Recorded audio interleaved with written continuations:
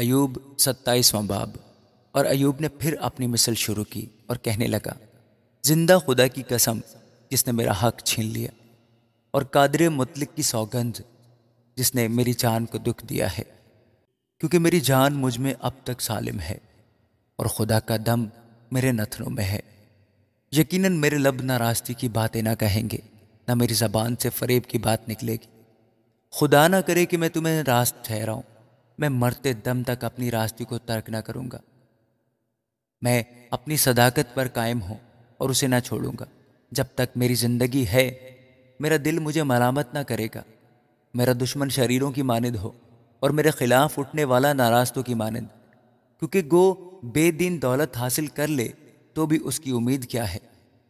جب خدا اس کی جان لے لے، کیا خدا اس کی فریاد سنے گا؟ جب مصیبت اس پر آئے، کیا وہ قادر مطلق میں مسرور رہے گا اور ہر وقت خدا سے دعا کرے گا؟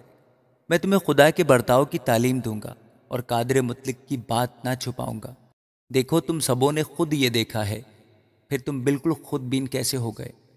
خدا کی طرف سے شریر آدمی کا حصہ اور ظالموں کی میراث جو وہ قادر مطلق کی طرف سے پاتے ہیں یہی ہے۔ اگر اس کے بچے بہت ہو جائیں تو وہ تلوار کے لیے ہیں، اور اس کی اولاد روٹی سے سیر نہ ہوگی۔ اس کے باقی لوگ مر کر دفن ہوں گے اور اس کی بیوائیں نوحہ نہ کریں گی۔ چاہے وہ خاک کی طرح چاندی جمع کر لے اور کثرت سے لباس تیار کر رکھے، وہ تیار کر لے، پر جو راست ہیں وہ ان کو پہنیں گے، اور جو بے گناہ ہیں وہ اس چاندی کو بانٹ لیں گے۔ اس نے مکڑی کی طرح اپنا گھر بنایا، اور اس جھونپڑی کی طرح جسے رکھوالا بناتا ہے۔ وہ لیٹتا ہے دولت مند، پر وہ دفن نہ کیا جائے گا۔ وہ اپنی آنکھ کھولتا ہے اور وہ ہے ہی نہیں۔ دہشت اسے پانی کی طرح لیتی ہے، رات کو طوفان اسے اڑا لے جاتا ہے، مشرقی ہوا اسے اڑا لے جاتی ہے اور وہ جاتا رہتا ہے۔ وہ اسے اس کی جگہ سے اکھاڑ پھینکتی ہے، کیونکہ خدا اس پر برسائے گا اور چھوڑنے کا نہیں۔